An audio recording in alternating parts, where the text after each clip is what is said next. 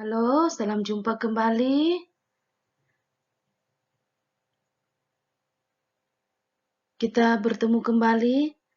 Di video kali ini, Ibu akan membahas materi prakarya. Namun sebelumnya, kita berdoa menurut agama dan kepercayaan kita masing-masing. Kita berdoa dalam nama Bapa dan Putra dan Roh Kudus. Amin. Oke adik-adik, video kali ini Ibu akan membahas materi prakarya di kelas 9 semester 1 ini. Dan materi prakarya di bab 1 akan membahas tentang kerajinan bahan keras. Adapun pengertian kerajinan bahan keras adalah merupakan sebuah produk kerajinan yang menggunakan bahan dasar bersifat keras.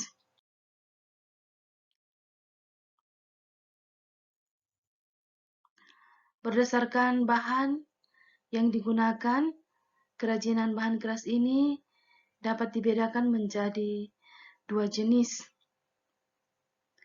Yang pertama, bahan keras alami. Pengertian dari bahan keras alami adalah bahan baku berasal dari alam atau mengalami pengolahan namun tidak menyebabkan perubahan wujud dari benda tersebut. Contoh-contoh kerajinan dari bahan keras. Yang pertama, bahan dasar dari kayu, bahan dasar biji-bijian, bahan dasar bambu, bahan dasar batu, bahan dasar kerang, bahan dasar tulang, bahan dasar rotan, dan bahan dasar dari pasir.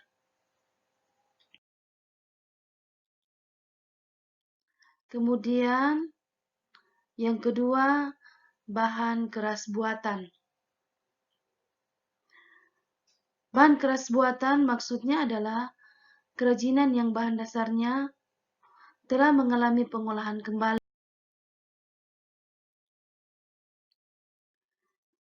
Contohnya adalah bahan dasar kaca dari kaleng, logam, semen, kawat, dan timah. Adapun bahan dasar logam terbagi atas beberapa bagian, yaitu tembaga, perak, kuningan, emas, dan aluminium. Dan yang terakhir adalah bahan dasar dari besi. Adapun beberapa langkah untuk membuat suatu karya dari kerajinan bahan keras. Langkah pertama, membuat rancangan. Langkah kedua, menyiapkan alat dan bahan. Langkah ketiga, membuat benda sesuai dengan rancangan. Dan yang keempat adalah tahap penyelesaian. Contoh-contoh kerajinan dari bahan keras. Yang pertama, kerajinan logam. Untuk pengolahan logam, bahan logam memerlukan teknik yang sedikit agak rumit, seperti diolah dengan teknik bakar atau pemanasan tempa.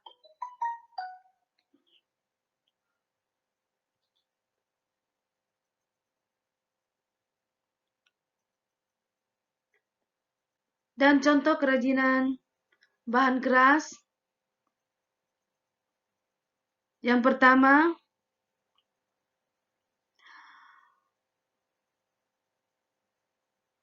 kerajinan dari bahan logam. Untuk pengolahan logam,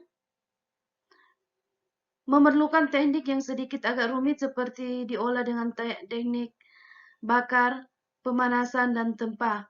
Bahan logam terdiri atas besi, perunggu, emas, dan perak. Teknik yang digunakan adalah menggunakan cor,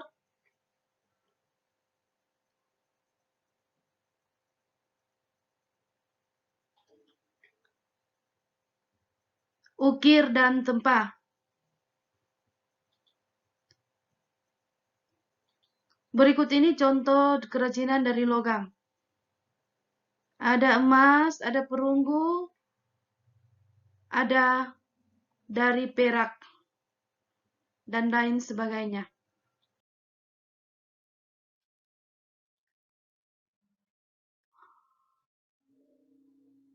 Fungsi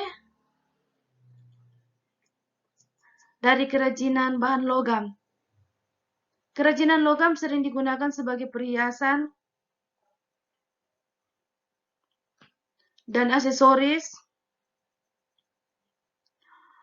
kemudian berkembang sebagai benda hias dan fungsional seperti gelas, wadah, bahkan sampai simbol kejujuran.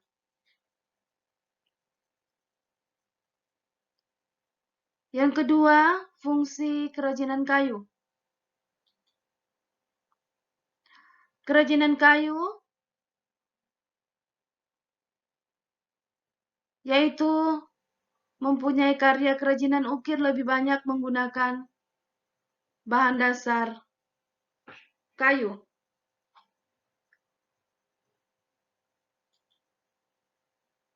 Teknik yang digunakan adalah tata ukir.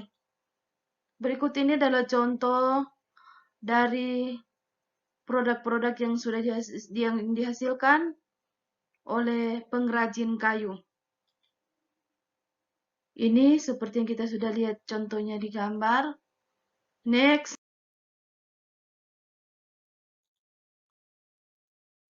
Yang ketiga, kerajinan bambu.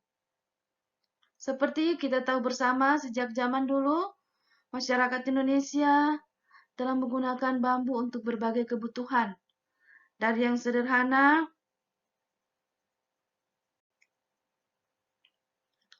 maupun dari tingkat kerumitannya.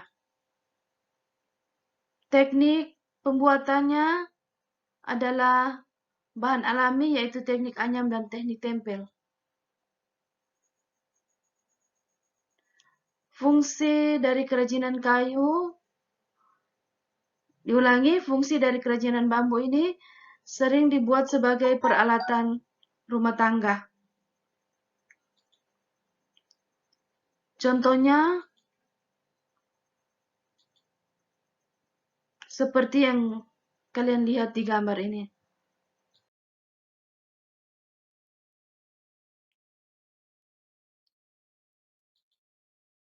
Yang keempat yaitu kerajinan rotan.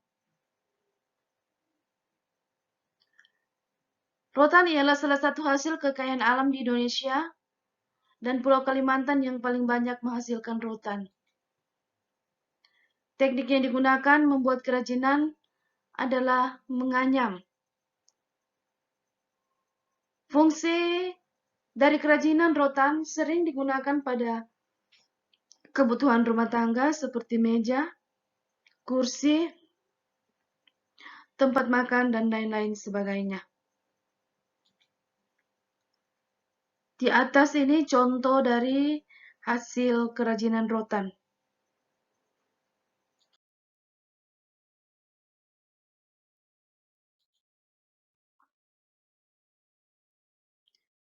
Yang kelima adalah kerajinan batu.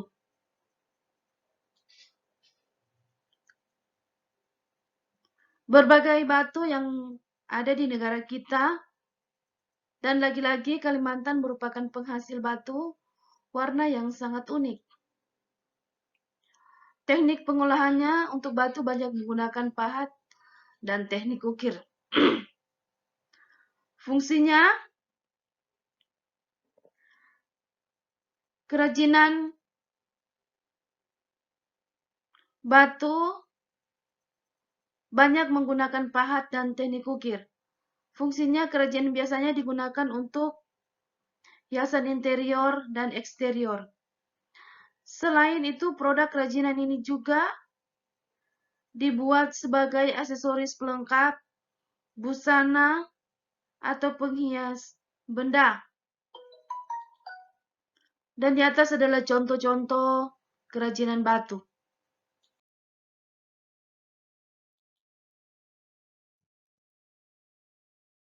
Yang keenam adalah kerajinan kaca serat.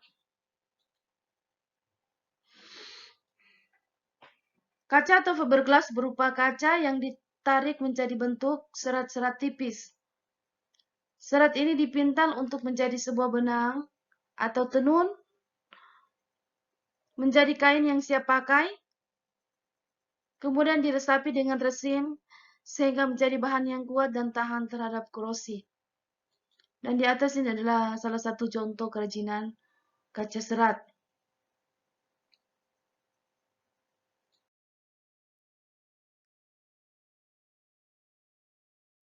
Fungsi dari kerajinan bahan keras. Yang pertama, benda pakai. Produk kerajinan ini diciptakan untuk memprioritaskan fungsi dan kegunaan unsur keindahan pada produk ini hanya sebagai pendukung. Yang kedua, fungsi dari kerajinan bahan keras adalah untuk benda hias. Untuk produk kerajinan ini hanya digunakan untuk benda hiasan atau pajangan. Oke, next adik-adik. Setelah pengrajin mengerjakan produk-produk di atas, kini mereka melakukan studi kelayakan dalam desain produksi.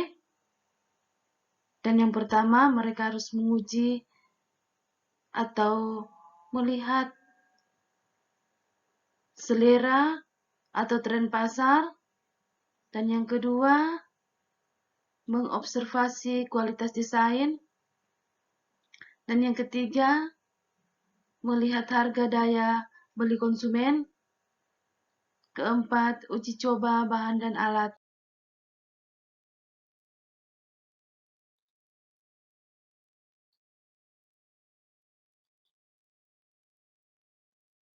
Dan menjadi bahan tugas, bagaimana analisis peluang dalam kerajinan dari bambu, kayu, dan rotan. Dan yang kedua, uraikan mengenai bahan produksi pembuatan kerajinan bahan rotan. Dan yang ketiga, apa itu pengertian promosi?